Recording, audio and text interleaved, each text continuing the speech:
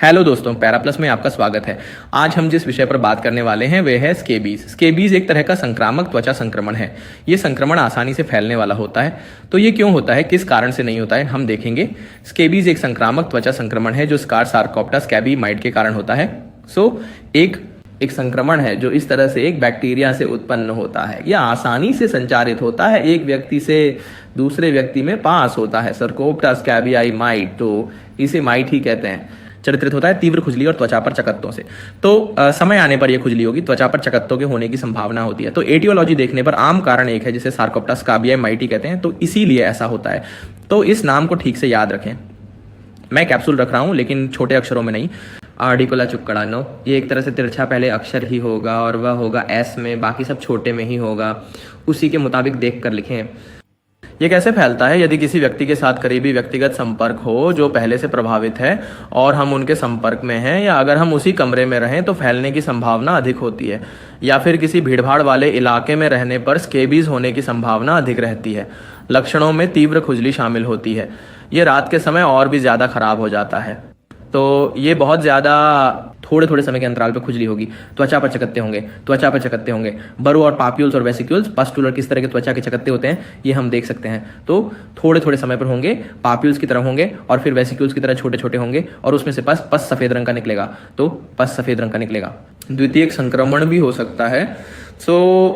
यदि त्वचा पर कोई घाव है तो अन्य प्रकार का संक्रमण आसानी से हो सकता है। बीमारी फैलने के लिए डायग्नोसिस में आएगा शारीरिक जांच। तो शारीरिक जांच से ही पता चलता है स्केबीज है या नहीं। कोई चिकित्सक इसे आसानी से डायग्नोस कर सकता है।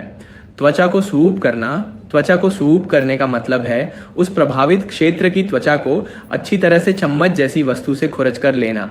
परिणाम में है, यदि उन अशुद्धियों में है तो उन कणों को लेकर बिस माइक्रोस्कोप से जांच करते हैं, विश्लेषण कर सकते हैं। उसके बाद यानी डर्मोस्कोपी की जाती है और माइक्रोस्कोप द्वारा डर्मोस्कोप होता है और संक्रमित क्षेत्र को देखकर ये पता चल सकता है कि वहाँ स्केबीज है।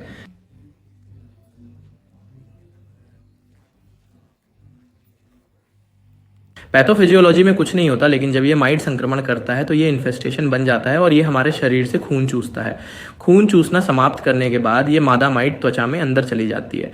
तो मादा माइट आती है और सुरंग की तरह अंदर जाती है और त्वचा के मलबे बनाती है। फिर त्वचा के मल से अंडा देगी, इसलिए त्वचा पर अंडे देगी और समस्या पैदा होगी। इससे प्रतिरक्षा प्रतिक्रिया होगी। प्रतिरक्षा प्रतिक्रिया सक्रिय होती है।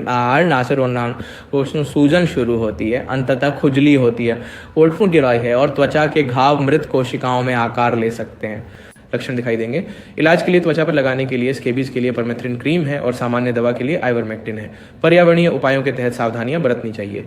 तो मॉइस्चराइजर और एमोलिएंट्स का उपयोग करके उन जगहों को साफ करना चाहिए। दोस्तों, यही छोटा सा विषय था। उम्मीद है कि आपको वीडियो पसंद आया। अगर पसंद आया तो लाइक करें, शेयर करें, सब्सक्राइब करें। अलविदा।